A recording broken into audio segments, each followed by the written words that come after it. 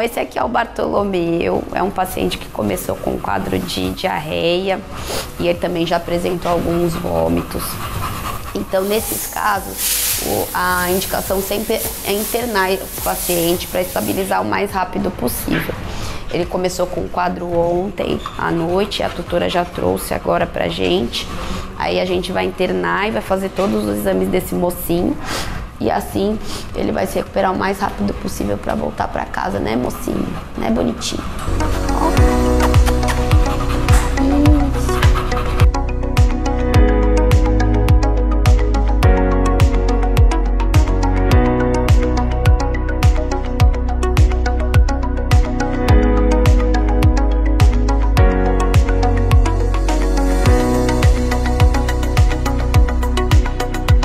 O Ares ele veio encaminhado aqui para o nosso hospital através de uma colega nossa veterinária, onde existia grande suspeita de um tumor em tireoide através do ultrassom.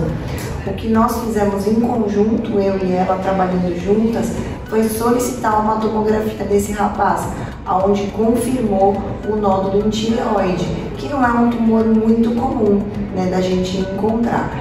Sugerimos então a cirurgia, a remoção da tireoide e a remoção desse tumor em consequência.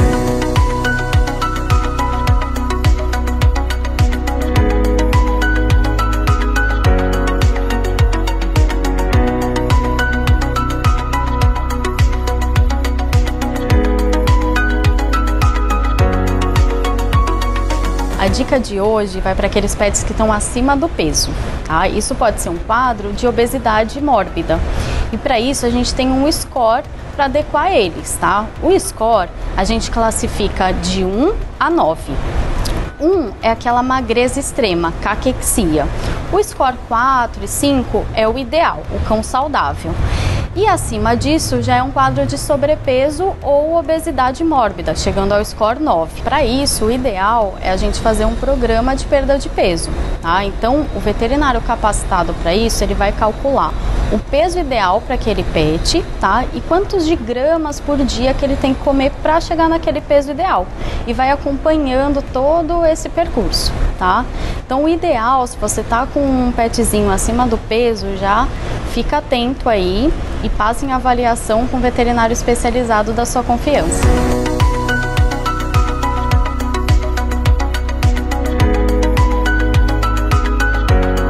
Então, a doutora Michele solicitou o exame de imagem, né, no caso o ultrassom do abdômen do Bartolomeu. A gente entende o que? Um pacientezinho que está vomitando, a gente quer eliminar as principais causas mais graves, né? Como, por exemplo, um tumor, um corpo estranho, geralmente causas que podem levar a uma conduta cirúrgica, por exemplo, né? Que necessitam de uma intervenção mais rápida e mais invasiva. Então a gente sempre se preocupa em avaliar o que está acontecendo com esse animal, no abdômen desse animal, para excluir causas mais importantes. Então o Bartolomeu ele veio fazer esse ultrassom. Como ele veio logo que ele chegou para a internação, não teve tempo hábil para fazer o preparo todo, né? Aquele um dia anterior de hospital a cada 8 horas.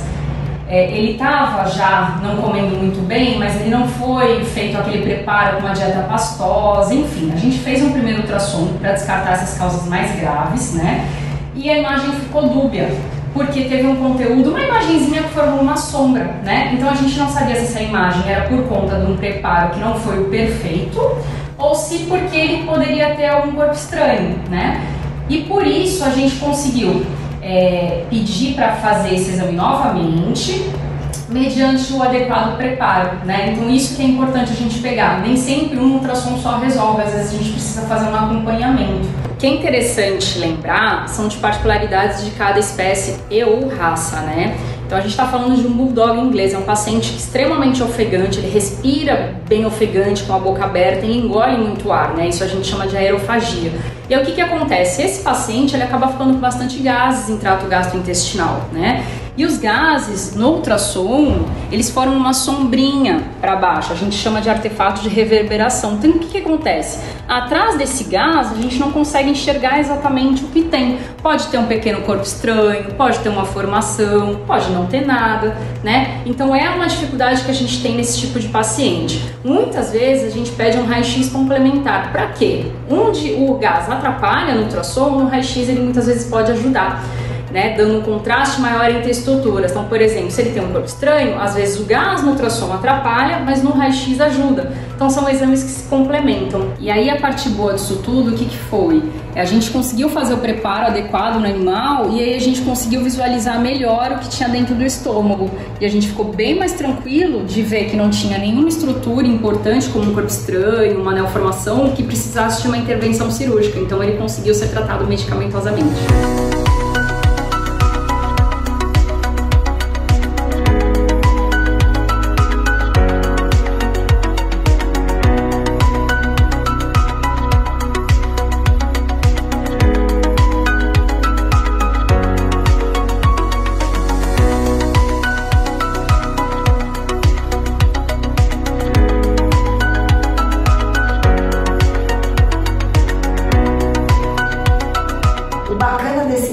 É que tiveram vários profissionais atuando em conjunto.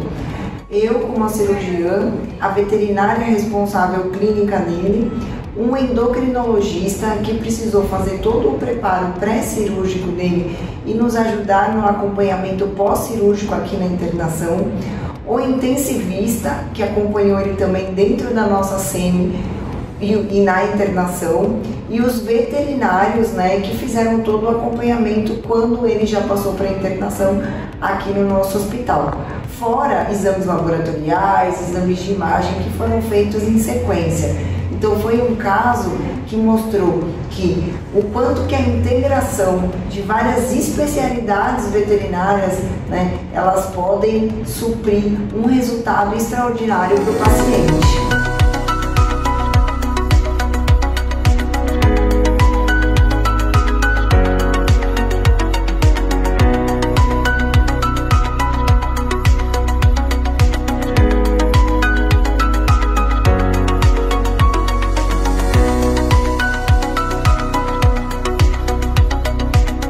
A Lua chegou no serviço de emergência aqui do hospital com um quadro de insuficiência respiratória, uma angústia respiratória muito grande por causa de um quadro de um edema, né, e uma temperatura muito alta, né, um quadro de hipertermia.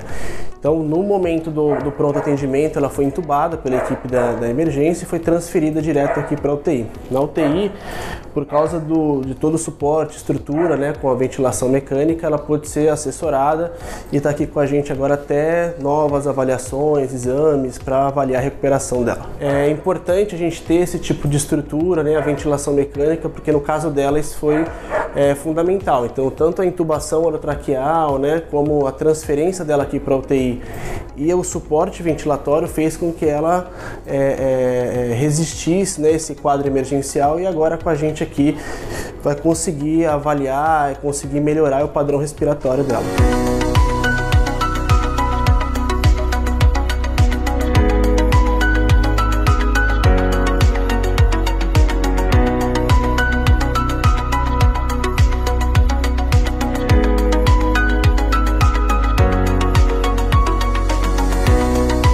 Bom, a Lua é uma cachorrinha cardiopata que passou mal no banho. Então, o que significa cardiopata, né? É uma cachorrinha que já tem uma doença cardíaca, né? Uma doença no coraçãozinho dela. Então, a importância do cardiologista na UTI veterinária é para a gente avaliar o grau dessa alteração, né? Principalmente após uma emergência dessa que ela chegou com a linguinha roxa, que é cianótica, precisou ser entubada, e aqui a gente está conseguindo avaliar qual é o grau dessa cardiopatia, né? Então ela tem uma alteraçãozinha nas válvulas do coração. É um grau leve, mas ela tem uma alteração mais importante na parte da musculatura, é um coração mais musculoso, mais hipertrofiado, o que pode levar também a essa cianose que ela apresentou principalmente em animais muito estressados, né? E a importância dessa avaliação, principalmente beira-leito, é para saber qual é a conduta a ser seguida daqui para frente, se a gente consegue tirar ela do ventilador, quais medicações vão ser utilizadas daqui para frente, então isso é bem importante, essa equipe, né, ter a equipe toda formada e andando junto, né?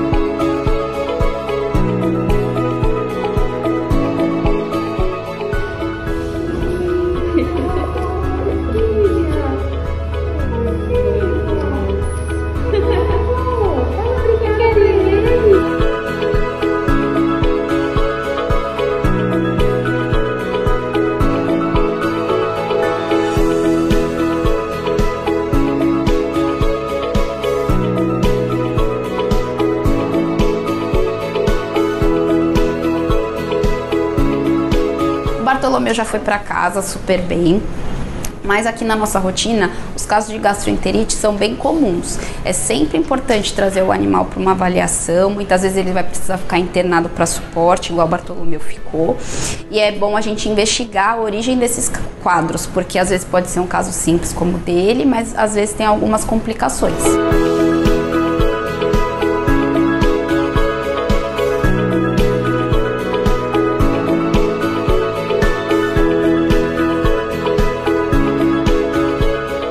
Tão satisfatório e gratificante ver resultados extraordinários quanto a gente está vendo do Ares. É muito gratificante para toda a equipe envolvida. Ares está bem, Ares tem bastante vida aí com qualidade agora pela frente. E é isso.